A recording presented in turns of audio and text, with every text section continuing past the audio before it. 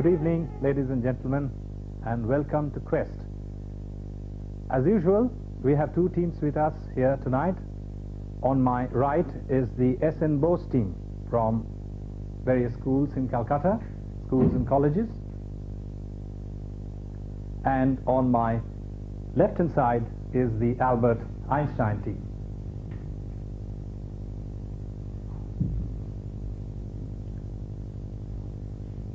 Now, you would recall that last time we showed you an experiment with a hot iron, and we will play it back to you now.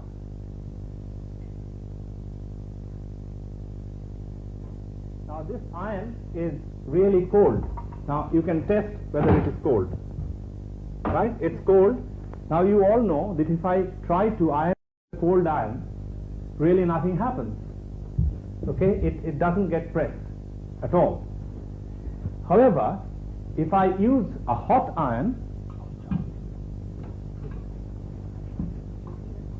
then also it doesn't really work very much until and unless we sprinkle some water. So let me put some water.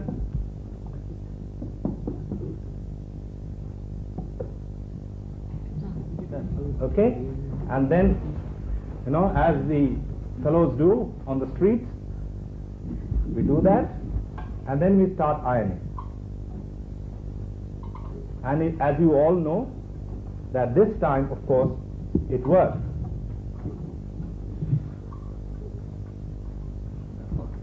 So now the question to the viewers is, why do you require a hot iron, number one? Why doesn't the cold iron work? And number two is, why do you need to sprinkle water on a starched piece of cloth before you can start, before the pressing becomes effective? Now, we received a lot of very interesting answers, not all of them right, but some of them are right. The correct answer is this: do you take a starched piece of cloth and then sprinkle water on it, then the water dissolves the starch and the cloth becomes softer and more flexible. Then when you press it with a hot iron, the water evaporates, leaving a flat starched surface behind. So that's the correct answer. And now before I go on to today's program, I would like to also tell you that last time we showed you an experiment with a kettle, and we showed that before a kettle, the water in the kettle starts boiling, there is a singing sound from the kettle, which stops once the water actually starts boiling. Now, the answer that I gave you was that the dissolved air in the water adjacent to the hot bottom expands and forms bubbles, and these bubbles rise through the water, and when they come into contact with the colder water above, they collapse, and that's how the sound is produced. Actually, there isn't too much of dissolved air in water. The main effect comes from in the following way: the water which is in contact with the hot metal surface below actually vaporizes first. So there are steam bubbles which are formed, and it's the collapse of these steam bubbles which produces the main sound. So I apologize to you for the slight wrong answer I gave you last time. Now we will begin today's program, and I'll be assisted by Mr. Priyobroto Basu. Mr. Basu. We have two candles here. They're more or less exactly the same except for their color. Now this candle has been burning for some time, but not this one. We will light this candle, and please notice how long it takes, roughly. This is a question for the SN Bose team. So you see, it took a little bit of time for it to light up. Now I will extinguish this one and hold the lighted candle near it. Again, notice how long it takes for it to light up. See, it's almost instantaneous. I'll do it once more. Sorry?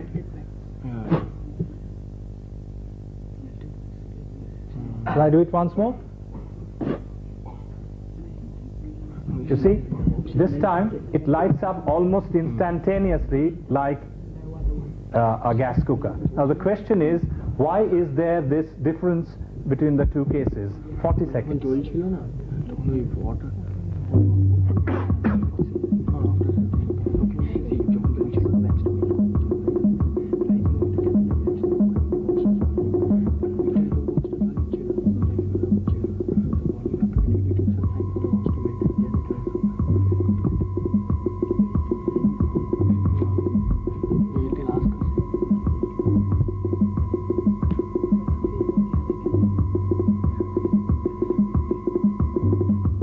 To answer now?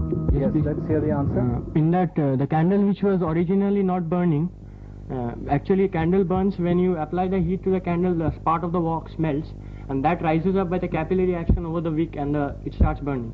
So when the candle which was originally not burning, you applied that flame to it, it took some time for the wax to burn and to rise up by capillary action, and then it starts burning. But in this one, the one which was burning earlier, the wax was already melted, part of it. So as soon as you applied the flame, the wax immediately rose up and the candle starts burning. Yes, it's quite a good answer, but there is a little bit that's not yet explained, because we didn't really have to take the lighted candle and touch it to the wick. There is some the wick. The wax vaporizes. That's right. Yes, absolutely right. So that's the complete answer. So you get 10 marks for that. So I will explain the answer for the benefit of the viewers. What this brilliant boy said was this, that you see, when a candle burns for a while, then the wax melts, and not only does it creep up the wick, but it also forms a wax vapor, which is a hydrocarbon vapor. And when we bring anything lighted near such a vapor, it immediately catches fire. Right? Thank you. Now, Mr. Bagchi, would you please ask the next question? Please. Come on, bend. Slowly. Come on. Like this. Fine. Thank you. So my question is to the Einstein team now. Are you ready? Now you see here I have some boiling water. I have one egg. I place this egg inside this beaker. There is some tepid water here. Then I take this boiling water and put some boiling water in this, so that this egg completely submerges. Okay? Now I shall take out this egg from this hot water and place it on your hand. Okay?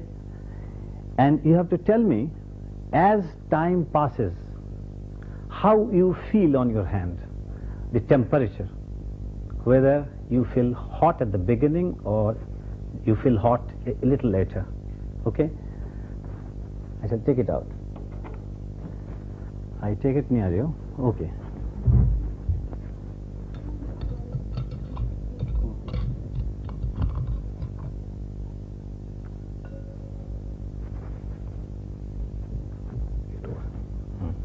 Okay. I shall take it again once more. Take it down. Take it.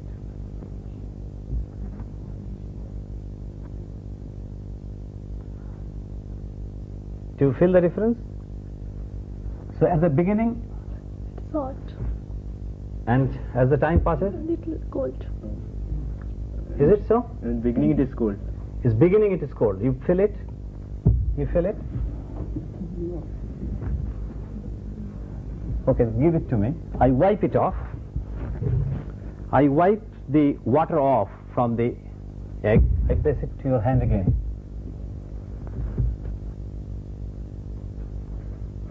In the beginning it is. In the beginning it is cold. Yeah. And then as the time passes, when it becomes dry, The temperature you feel warmer. Now my question to the Einstein is, why it is so?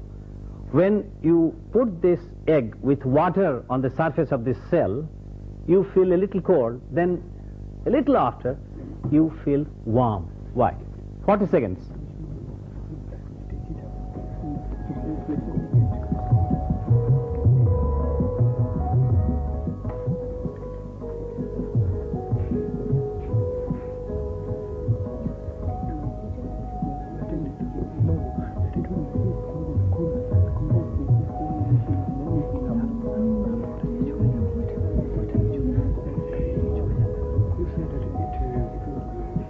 What 26 seconds.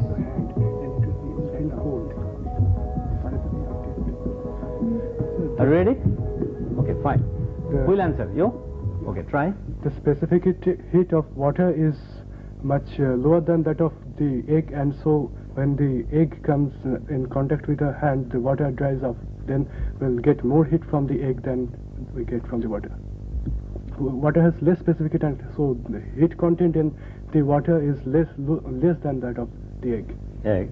And so when the, you said when the water dries up, then the egg comes in contact with the hand and we feel hot. fine, full mark to the team. I shall try to explain. When you have this egg with water on your hand, the water evaporates and takes out heat from the cell of the egg. And when all the water has evaporated, then you feel warmer. So this is the reason. So 10 marks to the team. No class. Now Dr. Ghose again.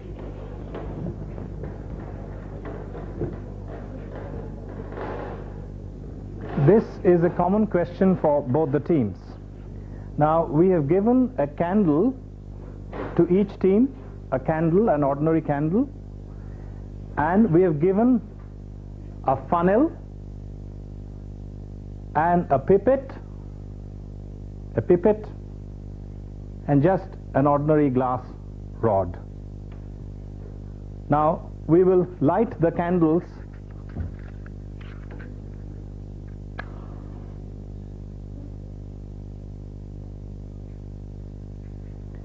Now the problem is this: by making use of one or more of these things that we have given you, or without using them, you've got to blow at the candle and make the flame bend towards you. Have you understood? You have to blow at the candle and make the flame bend towards you. Now I'll give you 1 minute to do this. Whoever does it quicker will get the credit. And you'll have to also explain.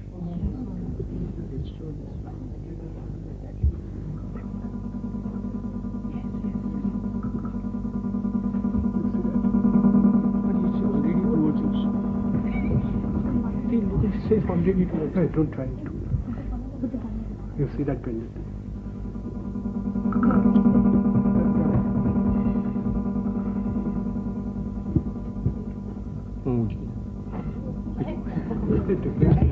Towards you.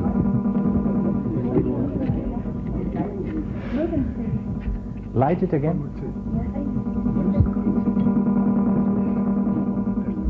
41 seconds gone. I think it's this.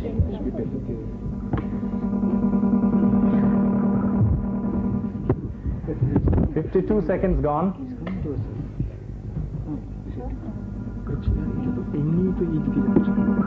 No, sorry, time is up. Time is up. Give up. Now we will show you how to do it. May I have the funnel, please? Right. Now, Mr. Basu, will you please demonstrate how this is to be done?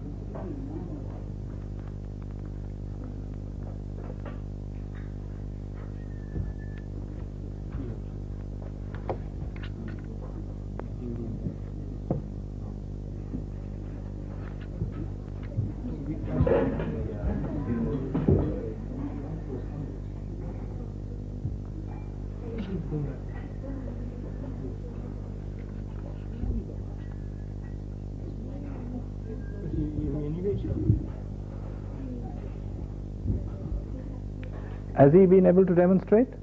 Right.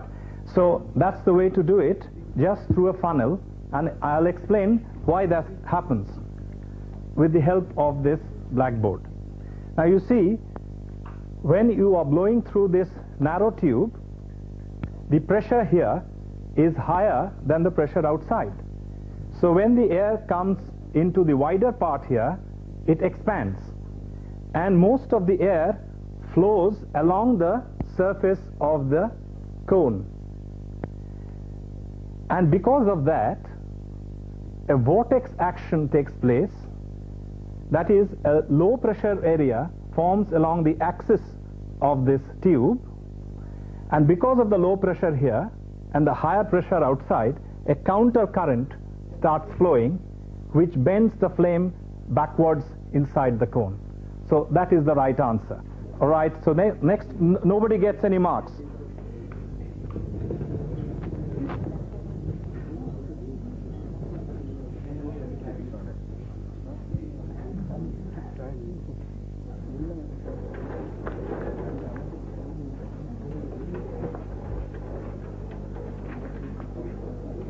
Come.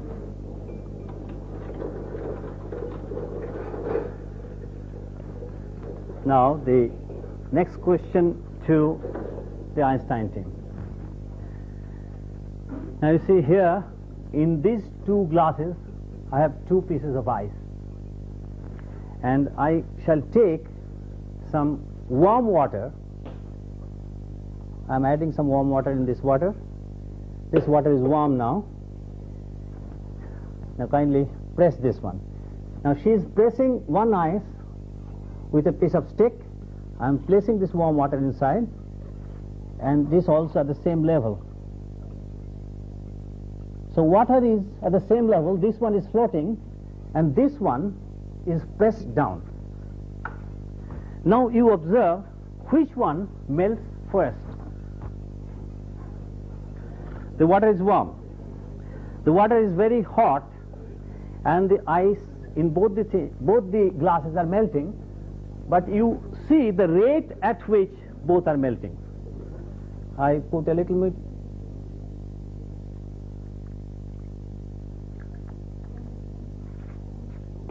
Do you observe anything? Do you observe this? Which one is melting faster? The top one.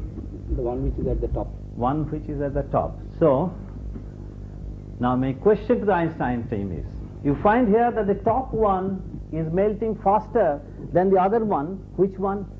The one that is at the bottom. My question is, why it is so? Why this one melts faster than that? 40 seconds.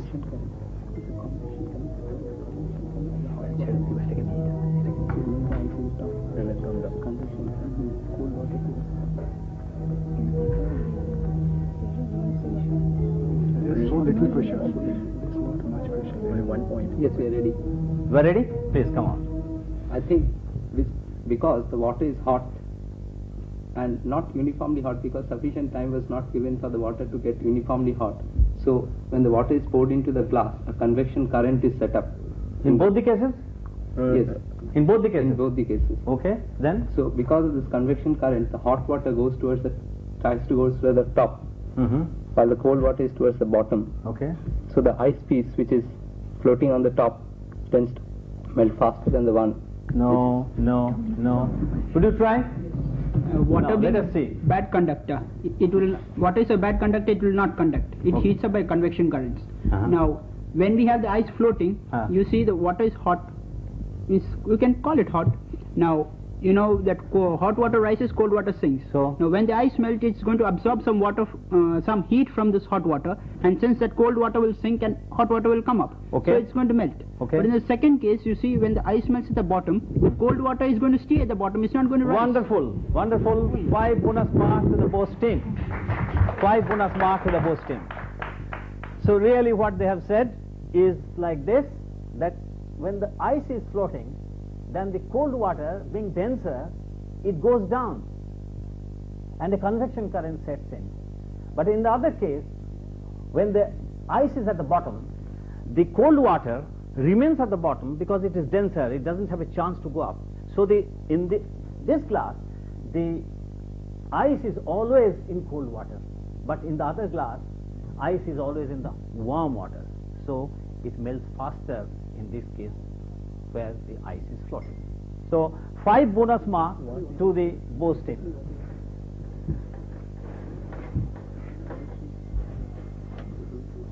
Now, the next question is a mathematical question concerning pigs.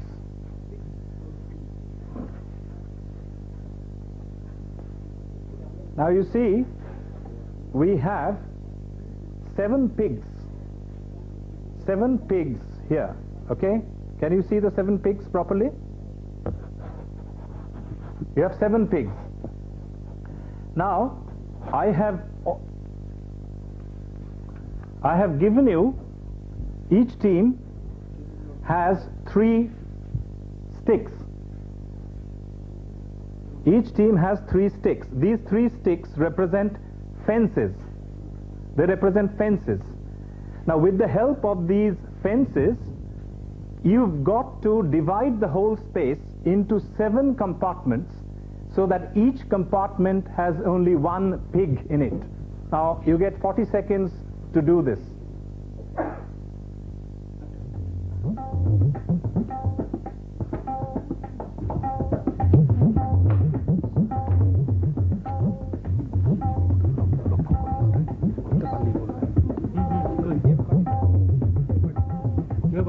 Got it? Yes, the Ghose team has got it slightly earlier, but you have got it too, but unfortunately the Ghose team has beaten you by a few seconds. Okay, I'll show you the answer here.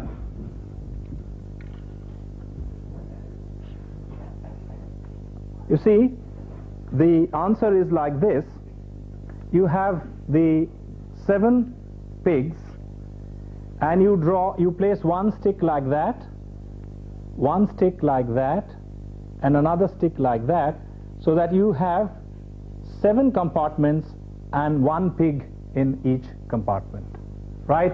So 10 marks to the Ghose team, nothing to the Albert Einstein team. Now the next experiment by Mr. Bagchi.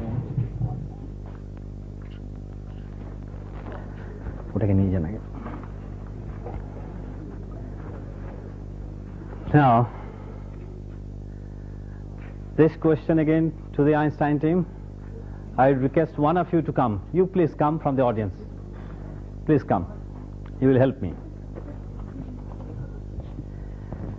Now, please come here. Now you observe that I have an ear pillow, 1 ear pillow here. You see this? This is an ear pillow. And over the ear pillow, I have 1 cardboard like this. Now I shall make this student stand on that cardboard. Stand on that board. Okay? Now my question to the Einstein team is, can I blow air through this pipe into this ear pillow and make this ear pillow blow up, and then make and balance this student? Can this ear pillow blow up and balance this student? And if so, why? Can it inflate? First, no, you will be here. Can it inflate? And if it can inflate, then why? Say he has got about, say, 40 kilogram of weight. 44 kilogram of weight, okay.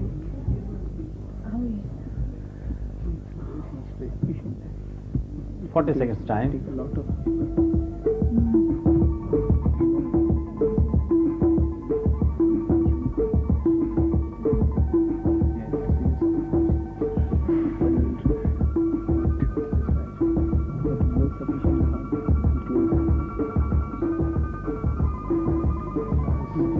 This is just an ear pillow.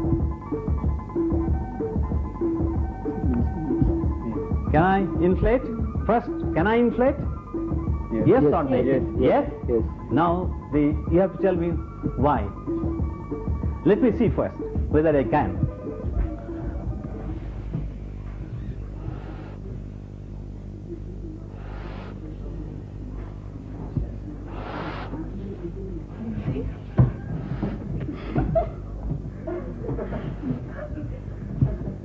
So, their answer is right, and I can inflate, and he is rising, and the pressure inside is balancing it. So, you have to answer why. How it can balance, how it can raise it. And air act as the pressure of the Okay, now, I think that, please answer. Yes. that when he's standing on the pillow, Yes. the whole weight, his whole weight Huh. is distributed over the surface of the Fine. pillow. Yes. So the pressure which is exerting on the air inside Yes. is not so great as the great. Not great. it's not so, it's distributed, so it's not so as high as the pressure with which we are blowing air inside the pillow. No. Yes. The pressure which is exerted by that boy on the air pillow Is not is as less than the pressure which with is which going we are inside. blowing. Full So mark. the air- Full mark to the team. Yes. When I blow air through this tube, the air is going there under pressure. At first the air inside the air pillow was under atmospheric pressure. So when I blow air in, the pressure inside increases. Now we know that the pressure of atmosphere is 14.7 pounds per square inch. So when I increase the pressure, say it is 15 pounds per square inch. And the total area of this air pillow, say 100 square inch, 10 inch by 10 inch, 100 square inch. So total force that is acting on that board is 100 into 15. So it is about 1500 pounds total force which is acting. That means about 750 kilogram, whereas his weight is only 44. So it can balance. Fine. Now my last question is for the viewers.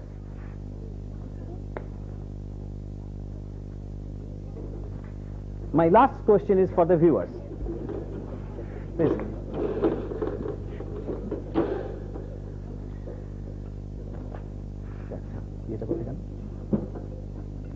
No, yes, yes. Now I have here in this bottle boiling water. Now I close this mouth with a stopper, and when I put it here, you see that the boiling stops. The boiling has stopped. Now here I have ice cold water. Now I shall put ice cold water on this flask, and you see the water starts boiling. Now it is as if boiling by cooling.